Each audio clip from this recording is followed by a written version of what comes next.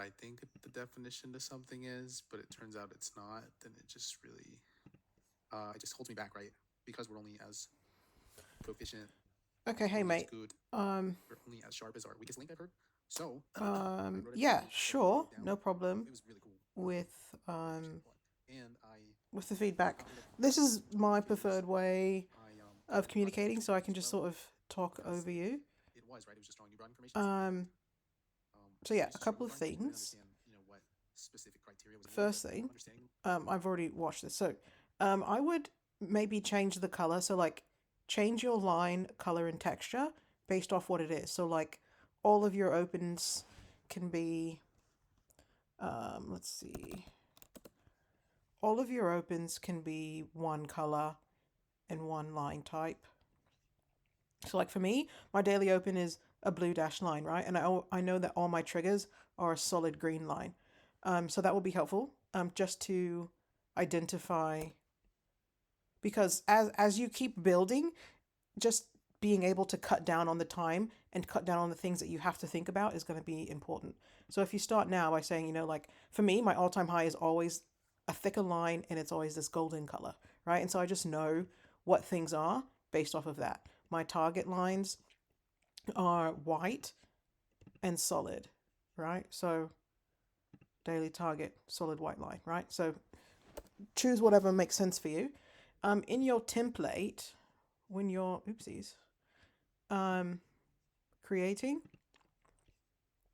you can change the text color here, right? So if everything is the same color as a line, it's just more difficult to navigate. So I make mine white. You can make whatever color you want, but that's just another tidbit. Okay, back to you. So a lot better this, just to kind of gauge whether we're aiming for the top of it or the bottom right. So let me walk you through the updates. So I added the Strat Assistant just for the numbers, really. And yes, thank okay, you for that that. short video you made. Turn off the twos. I just want you to have the ones and threes on there because I need you to be a lot quicker in recognizing what's happening. If it's not a one, it's not a three, it's obviously a two, right? So I just have my ones and threes because it's going to be important that your charts aren't clogged up. As you start accelerating, you will be using different indicators because you'll be able to just do whatever it is that you want and need. And depending on what you want and need, you will be adding more indicators. And it's just better to get to a point where you're just like, okay, great, that's an inside bar, that's an outside bar, everything else is a two, right? And that it'll become obvious to you. So let's practice that now. Yes, draw your own Browning formations. It'll help you understand them better. At this point, I don't draw them often just because I see them with, I can just see them with my eyes. But the best practice is to draw your Browning formations. So definitely do as I say, not as I do. In terms of Browning formations, what else did you say? Made the 2-minute video. It really helped explain kind of how you have your templates, right? I haven't finished all of mine yet, but it is helping to be able to see it on all time frames.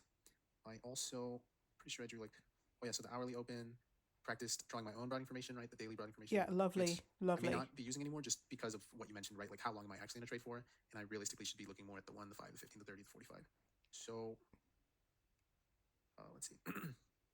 That was super helpful though. It provided so much clarity for me, and I Good. feel a lot better about trading as well. I did start to implement some of those on Top Step as well, right? Just drawing my own broad information. Sure. It makes sense now, right? Because used to like the first group I was in, they say, oh, draw it on the month, the week, the day, and then draw the high and previous month high, previous month low, previous week high, previous week low, previous Unnecessary. day high, previous day low. Yeah. And in the beginning, it was information overload. I had way too many lines on my screen. I didn't even know what was going on.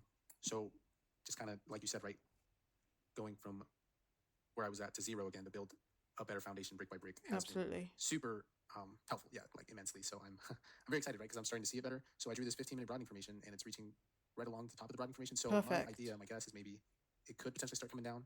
And it was super cool because so now I understand the time frames better. So used to I'd be clicking through all these, right? Da, da, da, da, like, oh, it's all green, it's all green, it's all green, right? But that was incorrect for what I'm actually trading because uh, I'm I'm usually not in a trade longer than 5, 10 minutes max. Because Precisely. I love how you explained it in your video, right? If I'm just looking to scalp, 5 to 10 points, and then I'm out, then it does me no help to be looking at so many different time frames. So that helped a lot. And as you noticed, right, the higher you go, like it's all green, right? Everything's always heading up in some sort of fashion, right? But when I'm on the smaller time frames, um, it's a lot more accurate for what I'm trying to do. Correct. So as you can see, we see a reverse PMG. I don't know if that's the correct term, but say it were to go like lower The than correct term is a so rev right strat. here.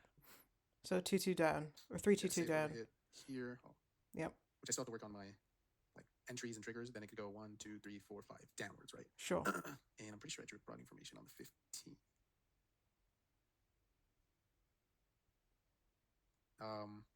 Yeah, I really just wanted to thank you. That single video, I was like, wow, this is literally what I've been like trying to understand, right? And it was just so confusing. I haven't really traded a lot tonight. I'm up $3. I'm using a practice account because I blew my last one, and then the most recent one, I'm about $90 from blowing it. But that was before kind of I got your instruction on your latest video, so it would feel a lot more confident. Good. And Lovely. I guess my next question would be, do you think me just drawing like a broadening formation on the 15 suffices if I'm taking it down on a lower time frame, such as the 5? Yeah, but that's what I'm talking about, right? Like, determine how long you're trading, right? How long you're holding your trade. If you're scalping for 5-10 minutes, then yeah, a 15-minute broadening formation makes sense. I would go up one time frame every single time. So right, 15 makes perfect sense, but also just know where you are in the 30-minute broadening formation, right? I'm not saying like give the 30-minute all your attention, just know where you are in the next time frame up.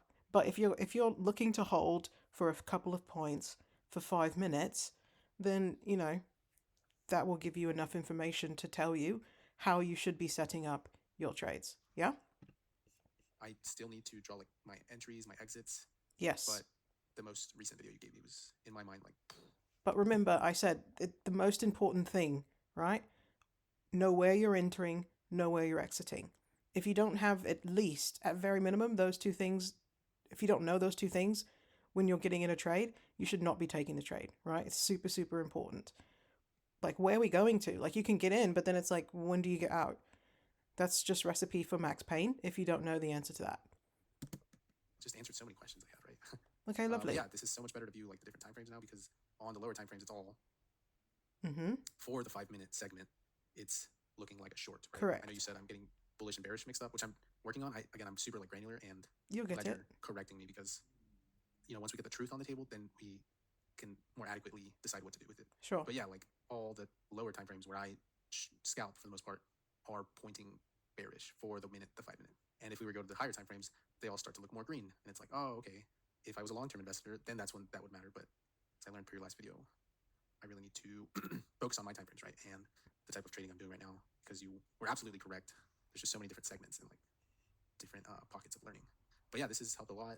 Just seeing the numbers, and I'm going to keep starting. Would you recommend? I still have to add the entries and the exits and pair that with actionable signals. But any feedback you have? Again, your most recent video was super helpful. Like I probably watched it over 10 times now, or maybe like 6. But I'm gonna keep watching it because I just got so much from it. Okay. And thank you so much. Seriously.